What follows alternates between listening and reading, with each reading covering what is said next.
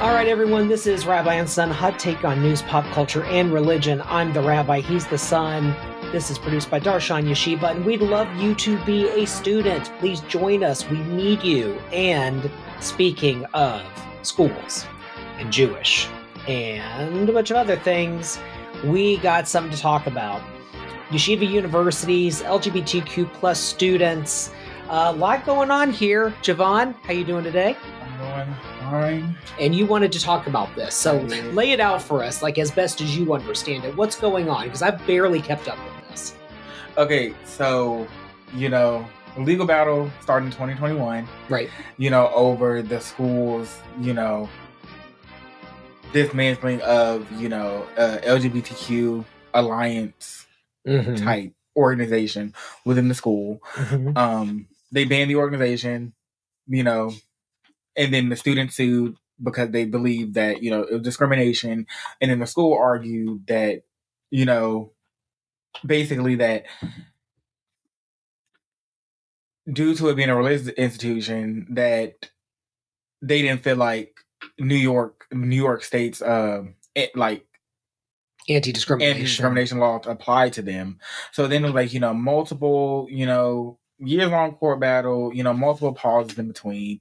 But, I'm just gonna, I'm gonna read the article. And we have those articles up if anyone wants to look at them too. Yeah, from the Jewish Press will be the first article. All right. Why you banned LGBTQ club? Quote, it's antithetical to Torah values.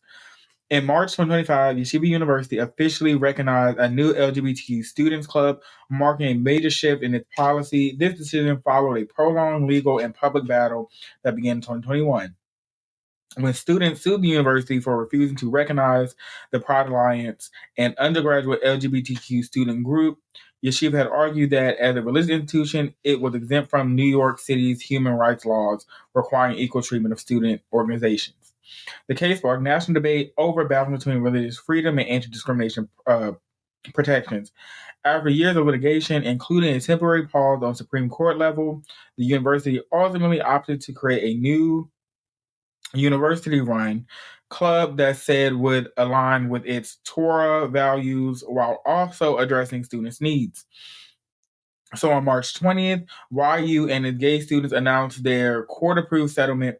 Quote, the parties have reached an agreement and the litigation is ending. Current students will be implementing their club to be known as, what's this word? The H. I don't know where I'm reading from. Hareni, that will seek to support LGBTQ students and their allies and will operate in accordance with the approved guidance of Yeshiva University senior rabbis. The club will be run like other clubs on campus, all in the spirit of collaboration and mutual supportive campus culture. The Pride Alliance rejected the YU offer of the club, but one of the plaintiffs in the case, Donald,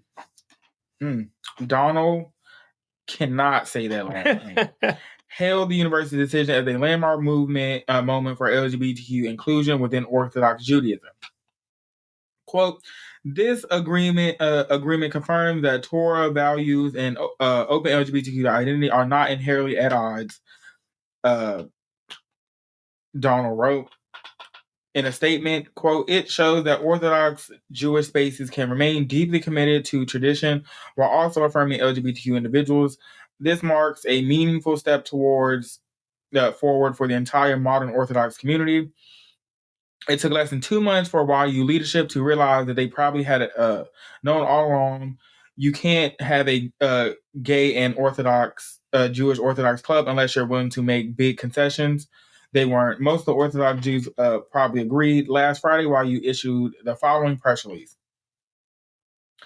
Dear members of Yeshiva University community, Yeshiva's undergrads, graduate schools are, of course, fundamentally religious, and that is why the settlement agreement that led to the creation of, what's that word again?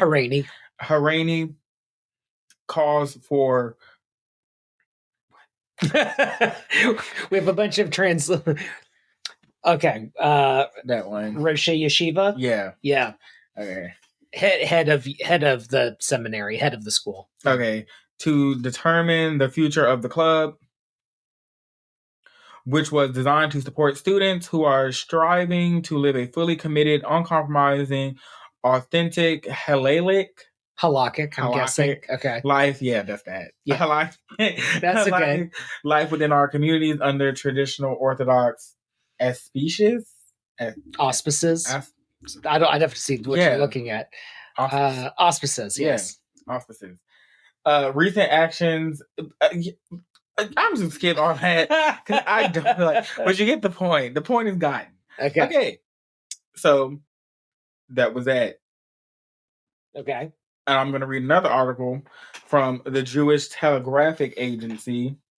That's titled "Yeshiva University rescinds approval for LGBT plus students club." Yeshiva University has revoked its recognition of a campus LGBTQ club just 2 months after approving it. The modern Orthodox flagship is alleging that the club, Hareni, right? Yep. Breached the terms of the settlement agreement and allowed for its formation. Hareni's lawyers claim that the school may be the one breaching the settlement and says statements by school leaders threaten LGBT student safety. The club has vowed to keep operating. YU's decision to recognize Hareni in March and settle related to legal battles that we, et cetera, we already talked about that, blah, blah, to avoid, recognition of LGBTQ in the school, et cetera, et cetera. Mm-hmm. At issue was Orthodox Judaism prohibition against homosexual relations. YU seeks to, God, why can I not know words? Prohibition. I don't know what word am I looking at? This one, the I. Inculcate. Yeah, God, right. Normal. To inculcate in its students the ideas that they can live fully committed Orthodox Jewish lives while participating in modern society, and the questions of welcoming LGBTQ students has strained that mission for years. Both the school and the leaders of Hareni, who had previously led the Pride Alliance, depicted the March announcement as a resolution of the conflict, but within days of announcing the recognition of the LGBTQ group, Yeshiva University President Rabbi Ari Berman says that values espoused. Espoused, is that maybe the word? Yeah. Why did I add an espoused? I don't know what I was looking at. ESPO, yeah, espoused, yes. Yeah. Espoused by a typical pride club are antithetical to the school.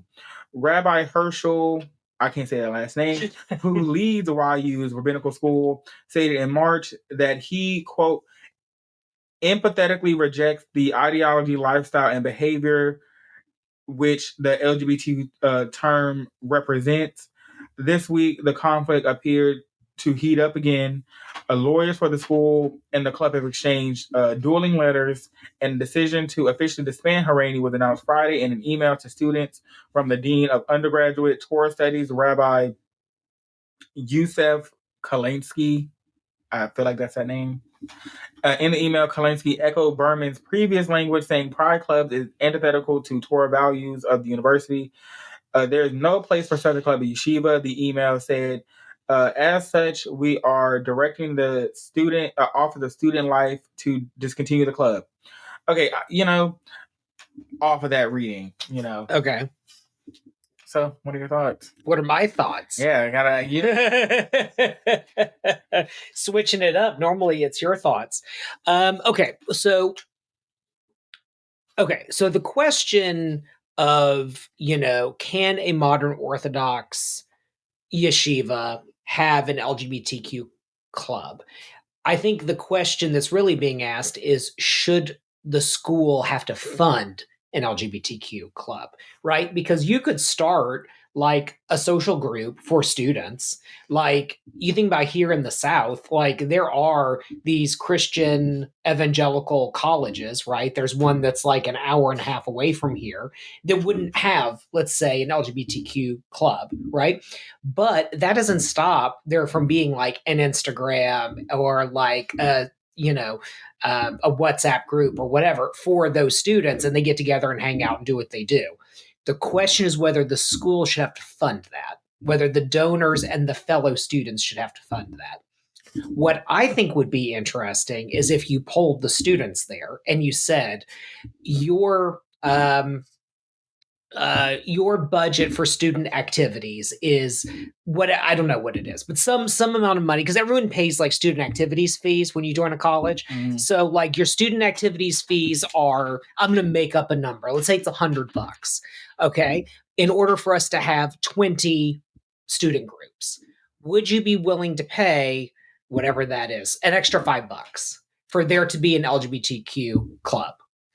And if a survey of that found like, wow, Yeshiva University has like a lot of students who would be more than happy to pay the $5, then I would say the compromise would be great. We will fund it through the $5 whatever thing, because then it's voluntary and you sort of get out of this question of who's funding what. Okay. That would be like if I was the dean, if I was the Rosh Yeshiva of Yeshiva University, that might be the way that I would approach it. Would be like, okay, if there is some split in the decision as far as whether an LGBTQ plus club violates Torah values, whatever they may mean by that, fine, then let's start some sort of voluntary dues system where everybody pays $5 or whatever it would cost for that. And you would just then have to have an administrator who would be willing to support it, because that's how clubs work. They always have to have someone who's willing to be the administrator. Now, the problem is, if you're the educator or the staff member who's willing to be the advisor for the LGBTQ club, that's really going to impact you as far as your career in, Orthodox Jewish life. So they'd be taking a huge risk, I think.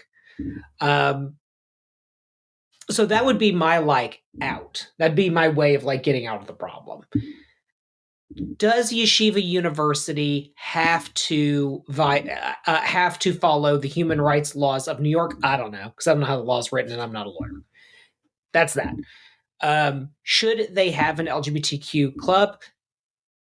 I think that what is going to happen to Yeshiva University and to other schools like it is that more forms of education are going to ascend. And you will lose rabbinical students, because they already are, to the conservative, well, not so much the conservative movement in their case, but to Maharat, to Chovevei Torah, to all of these other, dare I call it, modern Orthodox, right, yeshivas. I think competition is a good thing. I think that it is good for people who want one particular type of education to get it, understanding that there are consequences to that education. Yeshiva University does way more than just Jewish education, right? You can study all kinds of stuff there. If you want whatever for lack of a better word, right-wing modern Orthodox education is, you should be allowed to have it. You should also have a seminary, a school, whatever, where you can have LGBTQ plus inclusion and halakhic commitment. I don't think that those things are unreasonable. So that's my take, is those LGBTQ students, I get the idea of fight for what you believe in. Okay. Find a way to have a compromised position and make it work. If not, reach out to the vast numbers of people who want to, see you join other programs. So that would be my take on that.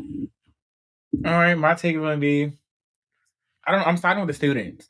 Okay. Mainly because, let's strip it down to what it is. It's, for my personal first problem is the school literally arguing that since it's a religious institution that it doesn't have to, follow, state law in regards to discriminatory practices.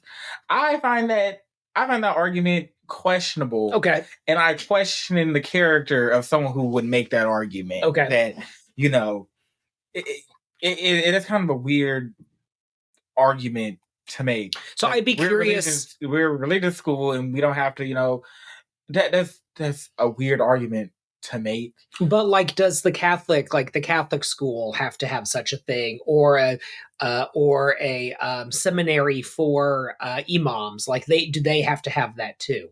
And I'd be curious to know like what they do, because it's the same question, right? I mean, it is, and this way, these universities are gonna have to contend with, right? The fact that there are gonna be, for whatever reason, that LGBTQ students want to go to these universities. That's kind of my question, honestly. Like, if I can be perfectly honest. Yeah. Like, I mean, I don't get it either, but like, I'm just saying, like, maybe their families went to that school. Could be. And like, they just... Their friends are going there, maybe. Yeah. Yeah. They live, I mean, it's New York. You live there. It's a good school. I mean, having a yeshiva university education is kind of a big deal. Yeah.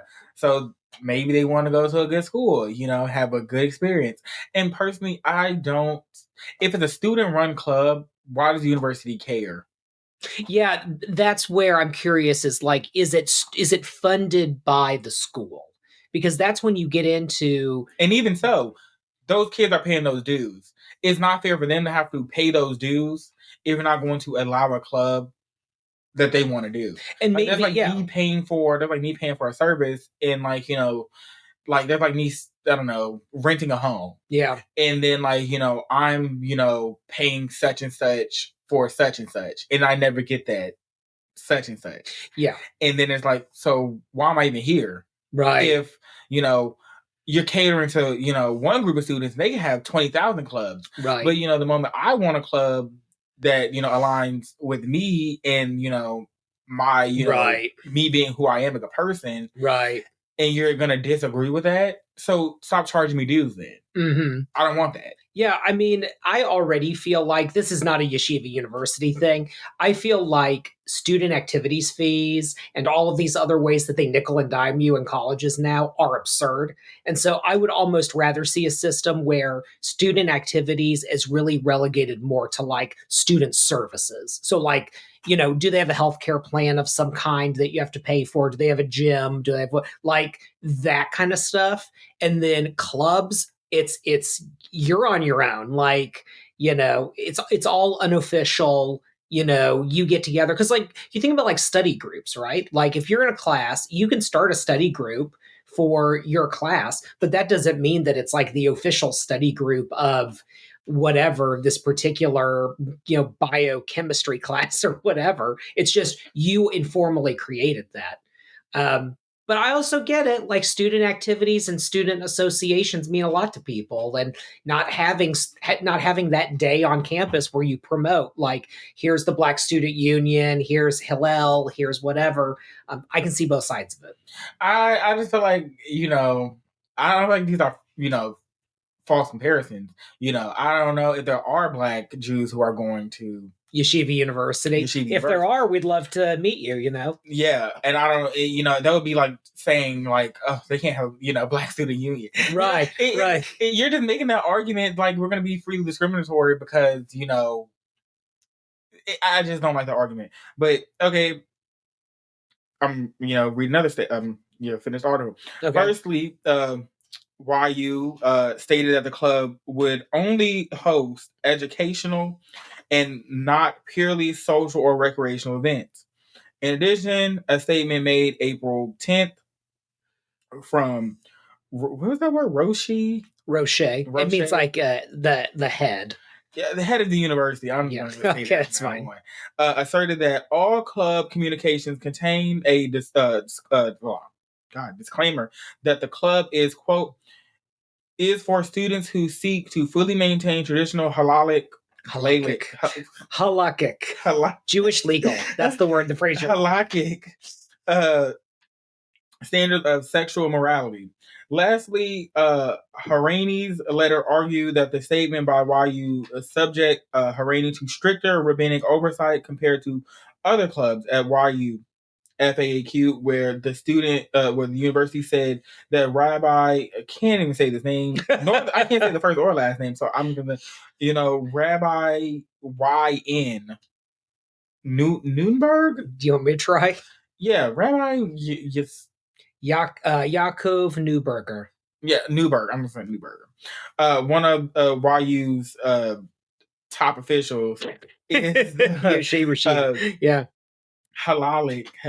Why do I Halakhic. Halakhic. Can we just have a blooper for this one of like Javon learns words? For undergraduate student life and student clubs, and all activities have been and will be presented to him for consideration and determination. All three of these requirements, Hareni alleges, would violate paragraph 3 K, which says that, quote, the club will not be required to submit any approval or oversight procedures that are not required for all student clubs. Now, granted, we're talking about this last portion because that's the portion I wanted to read. Right. Now, to answer your question, no other clubs on campus are having to be the advised. same, advised, or have the microscope against them, and have to go to approval for the different events. So then that solves that question, right? Because if you needed to have, some kind of educator or administrator be the advisor for the club, because that's the way it was when I was in college. Every club had to have an advisor.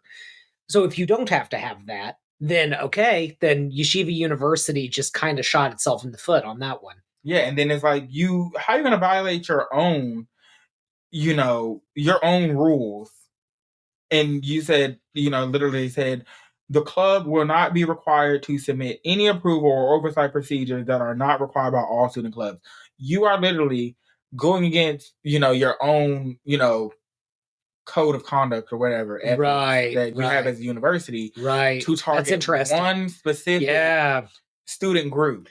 That is called an administrative screw up. If you have a rule that basically says like, oh, it's a free for all, like we're not involved with student clubs, whatever, go for it, and then a student club comes up that you don't like, and it's like, oh no, actually, on second thought, we're gonna, for the school to have lawyers and for them to not go over that handbook, code of conduct, whatever, right, and not immediately be like, oh hey, you actually can't have this other guy, Newdenberger, that club, if that one club has to do it, every club has to do it. Right. They have to go to this person for approval on whatever they're doing. And firstly, I'm surprised they didn't do that they didn't just say like, okay, you can have your club and then change the rules and then deny them later. You know what I mean? And also I feel like, what else they say? Yeah, the fact that they had to put a disclaimer that this is for students who seek to fully maintain traditional halakhic standards. Halakhic standards. Yeah, the people don't understand it. Halakhic. There you go. Standards for more sexual morality. I mean, Erika says about every I find that just crazy. Like, what do you think they're talking about? I'd like to look up the clubs at Yeshiva University just to see like. But my point is, what do you think that they're talking about that is so racy? That's going to be like, this like, and the fact that it can't even be a social club. Like, how are you going to have a student club that's not a social club? Okay, so let's see. So I met these student clubs and associations. Let's see, event planning, resources, student government, student councils. So they have a student constitution, student life committee. Let's see. Yeah, I don't know. I don't see just like a list of the student clubs. It could be that I just like don't know where to look here. Okay. Office of Student Life, maybe? Okay. Let's see. Student clubs and organizations. And then it brings me back to that same page. Okay. Yeah, so all right, so yeah, I'm not sure. Point being that I feel like the university was trying to screw him over with the whole hey, you can have this club, but it can't be a social club. Right. It has to be purely educational. What club is purely educational and it's not social? The point of the club is like, are those the clubs? Well, this is one set of them. So this is the Yeshiva University's School of Science and Health. And so it might be broken down by like the different schools within Yeshiva University, because I'm seeing like here at the School of Science and Health, they have like the Student Association, Chinese Student Union, Indian students, African students, cybersecurity, I guess is what this is. And then they have them based on like what you're studying. So speech language, occupational therapy, et cetera, et cetera, et cetera. So yeah, so it might just be on a case by case basis. I'm wondering if it's here's a private website. This is called Campus Groups. Okay. So this like has all of the different groups. So Hareni was the name of the one. I'm going to see if I can pull them up here. They're probably not even on there anymore. Yeah, I mean, they might not be. But this is also like, oh, nope, here we go. This is also like not Yeshiva University's website. So here we go. Hareni's website. Okay, you have to like log in to see it. Okay. Yeah, and then it goes back to this. So yeah, okay. So I don't know if this is part of the website or what it is. But yeah, there's like 226 clubs listed. Yeah, I mean, I wouldn't even want to try and figure out what half this is. Some of it, I mean, I could probably guess, like there's, an Aliyah club. I assume that is what it is. But then they also have a club that looks like the AMC movie logo, anime and manga, astronomy. What does that got to do with Torah? Well, okay, but that's the thing, though, is that Yeshiva University is more than just the religious, like, school. Exactly, so that's my point. Yeah. You have an anime club, that'd be... Anime can be pretty racy. Like, exactly. Like, so the overarching thing is... Okay, the Broadway club, like, come on. Exactly, that's the point. Right. That's the point. Right. I feel like this...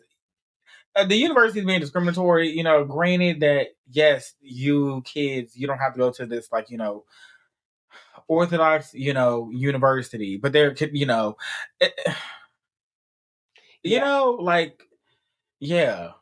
only so much you can do. Yeah.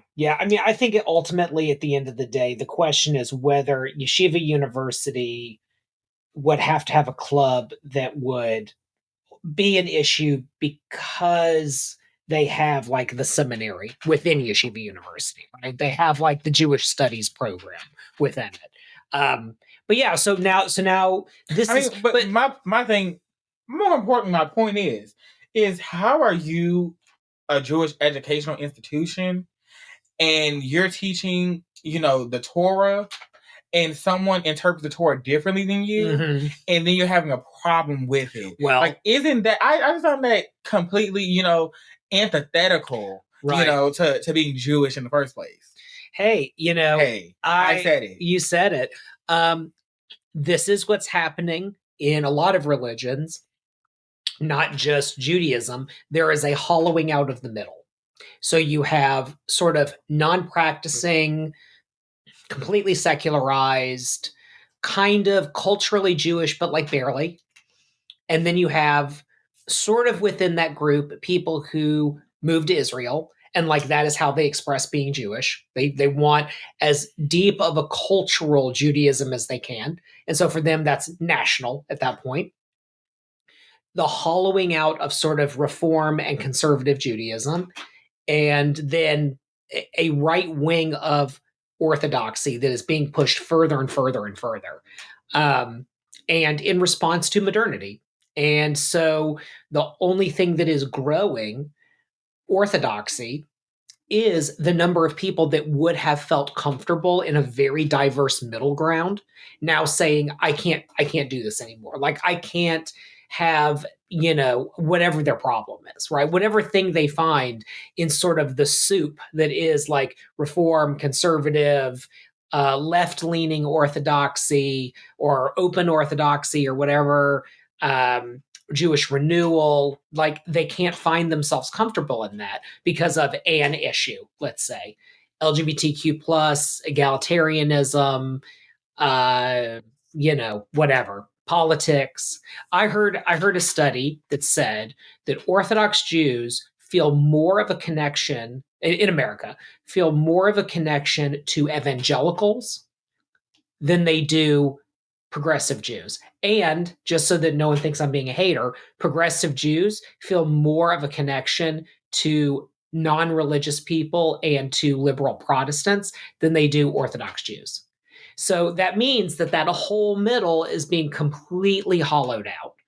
And that's a problem. And so there you go. So Yeshiva University, in order to capture the largest pool it can, is going to have to keep moving to the right. And maybe somehow in the middle, you'll grow open orthodoxy. Maybe.